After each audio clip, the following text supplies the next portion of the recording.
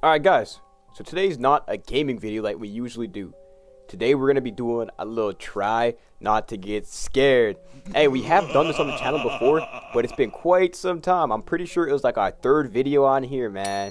So if y'all are new to the channel, definitely go check out the first ever try not to get scared. Hey, today we're going to be checking out a creator by the name of Llama Arts.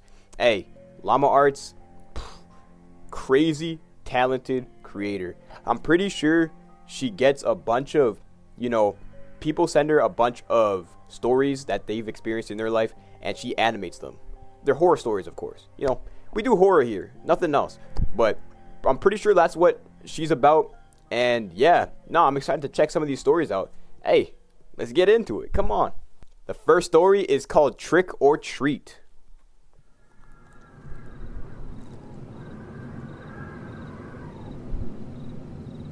It was Halloween night of 2007, freshman year in high school, and I was with my friends, Ivan, Ryan, and Jesse. We were Hey, all the dressed as Mario, Super bro. Mario characters. I was Luigi since I was the second tallest.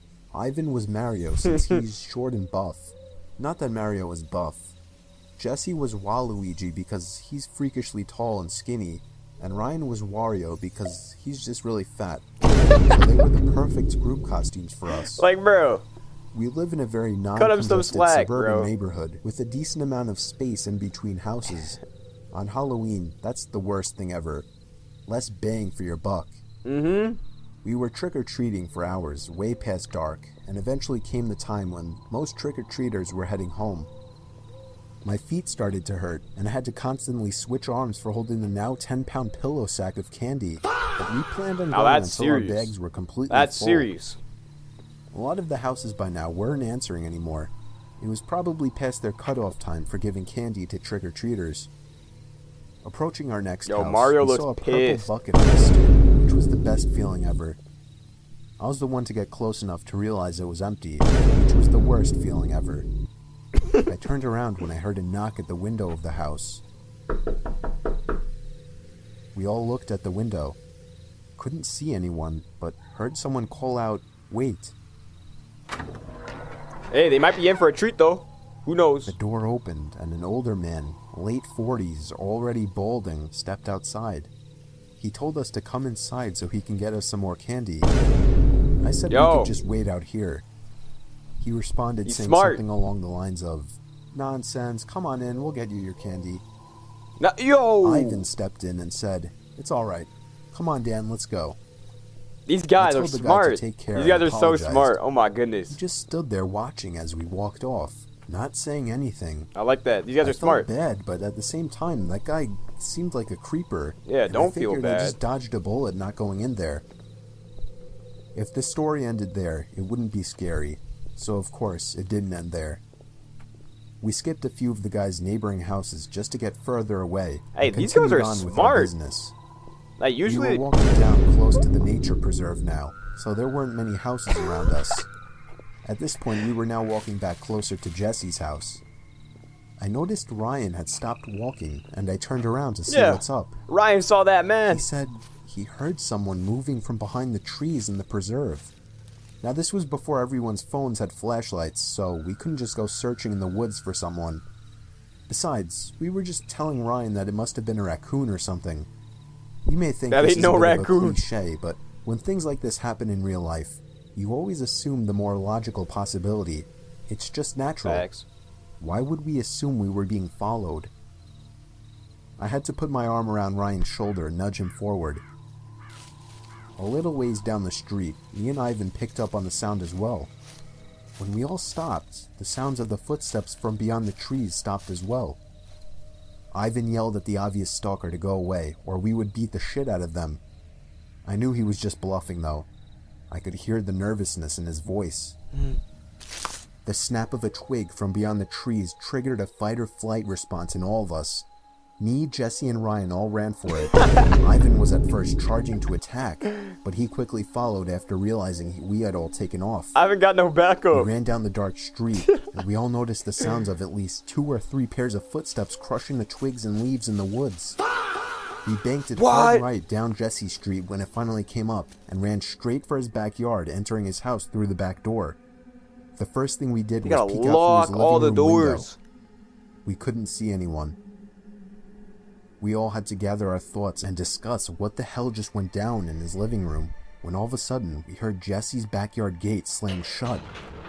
Jesse dove to turn off the lights. There was a click and a bang from down in the den. It was more than likely Jesse's back door. We all agreed to go down armed with knives and face them. Jesse turned on his back door light, but there was nobody out there. Just then the front door opened, and we all screamed like animals. Jesse's mom and sisters came rushing downstairs. They had just gotten home from their friend's little house party. We all rested assured knowing it was just them. Jesse explained what happened, but made it seem a lot less dramatic. Me and Ivan went home after that and called it a night. At 12:30 a.m., It's not I got over? a disturbing text message. Oh my It goodness, was there's from no way. Jesse. It said, "It wasn't my mom." I What? texted back saying, "What?" He responded back quickly, saying, "It wasn't my mom in the backyard." My fingers slammed the buttons on my phone, responding back, "What do you mean?" There was a long pause before he finally told me that his mom and sisters said they never went in the backyard. I told him to immediately check the backyard from his upper deck. He had already done just that. He also told his mom everything, and she had already called the police. They didn't find anyone back there, but Jesse did mention the guy who invited us in while trick-or-treating. Nothing ever became of that, and nothing ever happened at Jesse's house again after that one Halloween night. Yeah, they gotta. Hey, that's what I'm talking about. Yo, if someone invites you when you're trick-or-treating inside the house, do not go in. Do not go in. I repeat, do not go in. And the fact they heard 2 pairs of footsteps chasing after them, that's crazy. That's crazy. They wanted them boys that bad. That is crazy. All right, this was called Scary Field Trip Horror Stories, man. Let's get into it. These are very good, man. These are really good. I love them. Back in high school, I took a mysteries and mythology type class, or something like that. I don't remember the name of the class. It basically just had to do with real life mysteries and creepy shit. I was into that kind of stuff. I was taking the class with a good friend, who I'll call Ben for this story. The teacher of the class took us on a field trip to a nearby abandoned village with an unknown Class past. field trips are the best. The village was built in the early 1900s, but seems as though it had been quickly abandoned shortly after it was built. The bus ride there was about 20 minutes. All of us were glued to the bus windows as we pulled up some sketchy-looking, decrepit road cutting through dense forest. The road eventually led to a clearing. We were there. We stepped out onto the road, which had grass growing through the cracks. The Y'all grass see that surrounding building? was almost knee-high. Then there were the buildings. Buildings? Tall, archaic brick buildings with the boarded-up windows all gave off such chilling vibes. Gives off Resident Evil The teacher Village lined all 20 vibes. of us up, counted heads, and then began leading the way. The point of this little field trip was to use the so-called skills we learned in class to see if we could put anything together about why the village may have been abandoned so long ago. Some of the buildings had holes in the walls to serve as entryways. There were even holes in the ground next to some of the buildings, That's crazy. seemingly dug to get into the basements of some of the buildings, which seemed creepy. You think squatters? There was one building, though. It stood taller than any of the others. It just Yeah, intrigued me do the not most. go in that one. While the teacher was leading the group towards the village church, Ben and I decided to sneak off on our own to look for anything interesting. We got the Mystery Incorporated gang right here. See? Now the boys from the other video, they knew not to mess around and they booked it. Now why are these two breaking off and trying to be Scooby and Shaggy solving mysteries on their own? When we walked off in the direction of the tallest building, we saw a hole in the ground. It was dug by the back door of the building, which had been sealed off.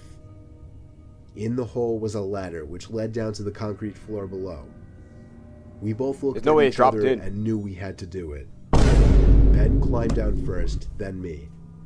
Luckily, this was just around the time Apple started putting flashlights on their phones, so we had a source of light. It was creepy down there. There were a couple of beer bottles, one graffiti tag on the wall, and dusty wooden planks everywhere. They need to leave.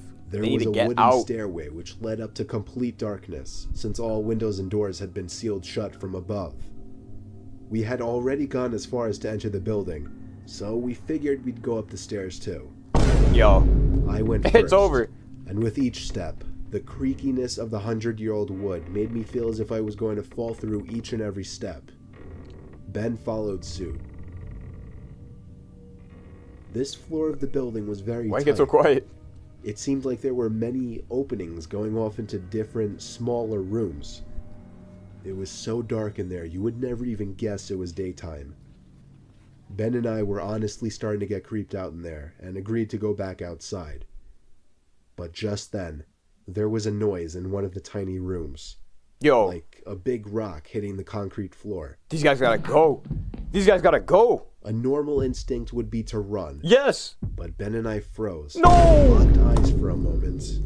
Then both tiptoed over to the opening of the room. We shined the lights into the room and ran. We ran back down the What'd they stairs see? and then up the rusty ladder back outside. We caught up to the group out of breath. We didn't say anything though to avoid getting in trouble. What'd they see? One of our classmates asked us what was wrong.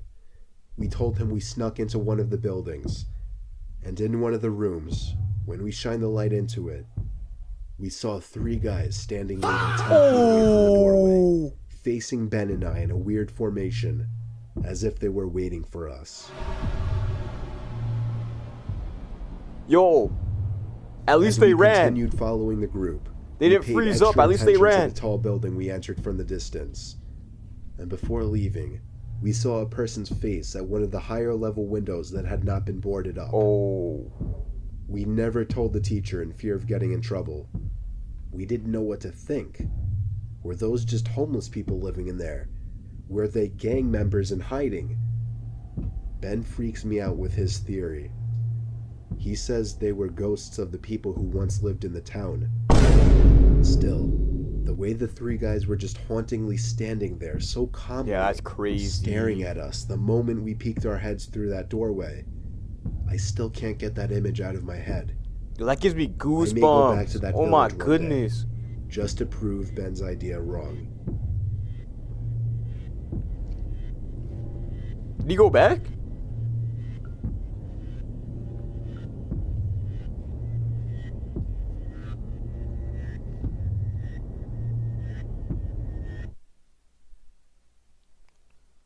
Yo, I'm not gonna lie to y'all. That gave me goosebumps. Cause imagine you're just walking in, you hear a noise, right? Boom, shine your flashlight in one room, you got 3 guys just staring at you. Posted up like Crollo, just looking at you like this. Like, tell me, what are you supposed to do in this situation?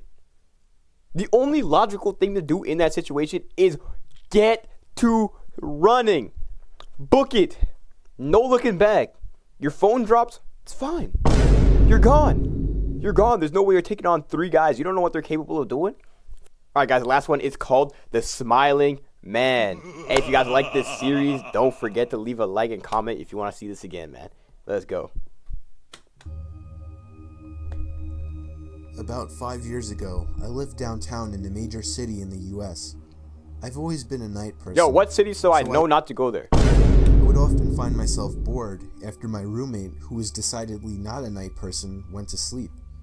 To pass the time, I used to go for long walks and spend the time thinking.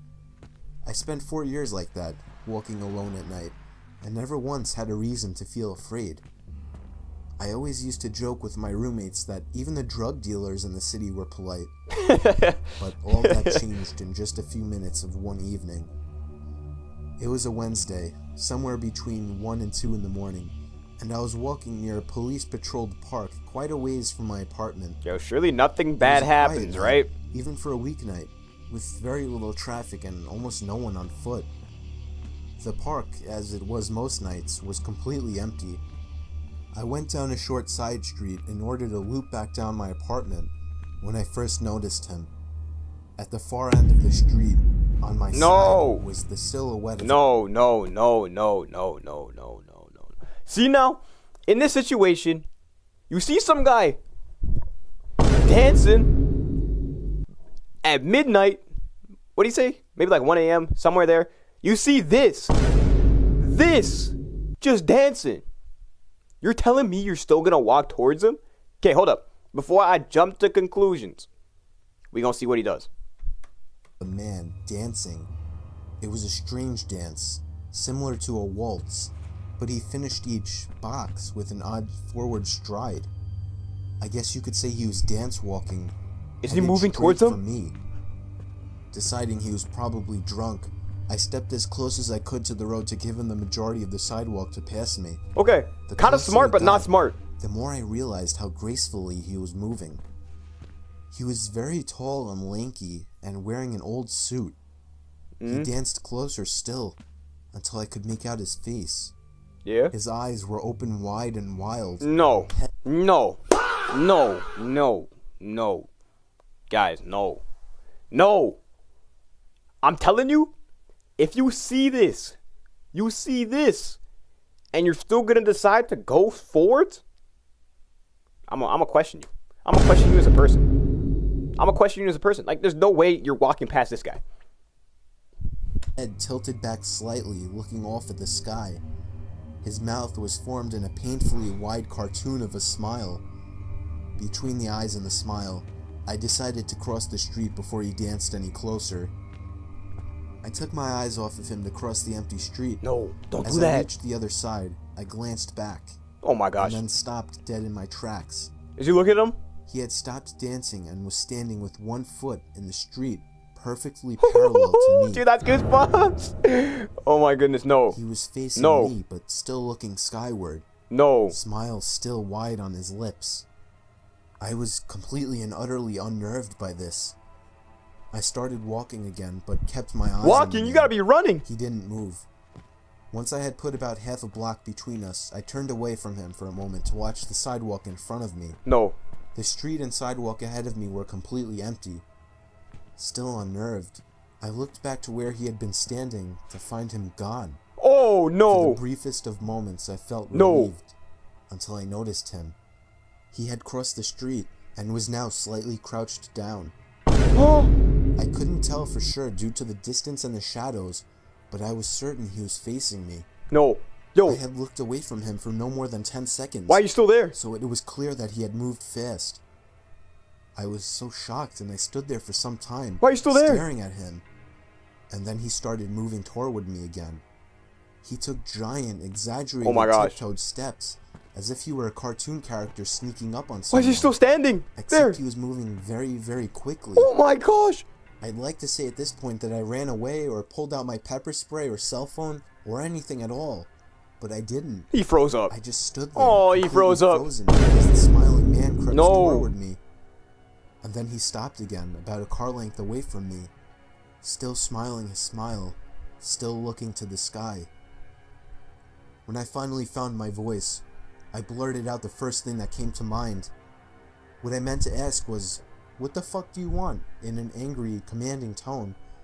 What came out was a whimper. What the fuck? Oh my god.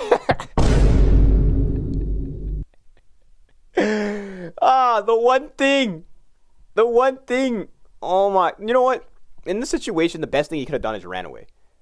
Like when he first saw this guy dancing around in the street, instead of going that way, maybe you hit a Yui and come back from the way you came. See, I don't know why he still walked. You know what? I guess some people just don't want to be saved. Regardless of whether or not humans can smell fear, they can certainly hear it. I know that guy can. I heard it in my own voice. That only made me more afraid. But he didn't react to it at all. He just stood there, smiling. And then, after what felt like forever, he turned around, very slowly, and started dance walking away. Okay, that's good. Just like that. Hey, Not wanting to turn my Let's back go. to him again, He's I good. just watched him go until he was far enough away to almost be out of sight. Nice. And then I realized something. Huh? He wasn't moving away anymore, Huh? nor was he dancing. I watched in horror as the distant shape of him got bigger and bigger. Oh no. He was coming back my way. He was coming back my way. And this time he was running. I ran too. I ran until I was off the side road and back onto a better lit road with sparse traffic. Looking behind me then, he was nowhere to be Oh found. my goodness.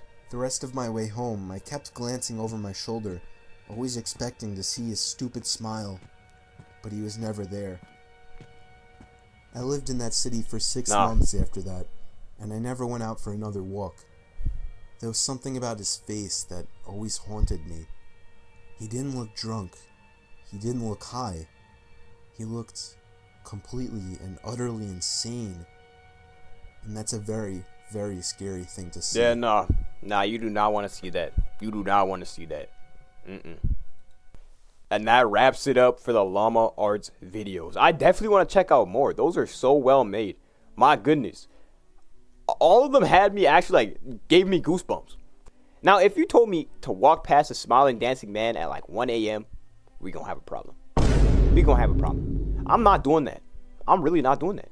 If you're doing that, I'm perfectly fine with you doing that. Me personally, I'm busting a Yui and I'm walking off. No way you'll catch me doing that. Hey, but all these stories were fire. I love the art so much, and you can just slowly see animations getting better and better and better in each video. I don't know how long ago those videos were. I think maybe 7 years, 8 years now. But no, they're fantastic. Hey, we're gonna check out a lot of different videos here. No, it's gonna be a good time for sure. Hey man, I'm out.